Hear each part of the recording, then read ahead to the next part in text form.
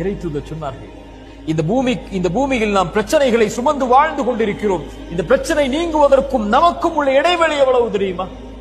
இந்த நெற்றிக்கும் இந்த பூமிக்கும் இடையில் தான். சிரமங்களால் தவிப்புகளால் நிற்க முடியவில்லை என்றால் சோதனைகளால் நெற்றியை உங்கள் இறைவனுக்கு முன்னால் அந்த பூமியில் சாய்த்து விடுங்கள். இறைத்தூதர் சொன்னார்கள், ஒரு இறைவனுக்கு ஒரு அடியான் நெருக்கமாக இருக்கக்கூடிய நிலை, சிறந்தாழ்த்தி அவனை வணங்கக்கூடிய இந்த நிலை. இந்த நிலையில் அவனை அழைத்தால் அவன் பதிலளிக்கிறான்.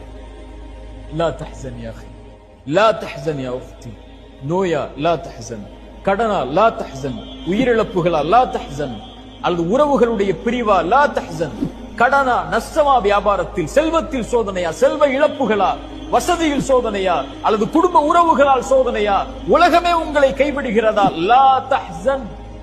இறைவனுடைய வார்த்தை அது. இன்னல்லாஹ மஅனா, அந்த இறைவன் நம்மோடு இருக்கிறார்.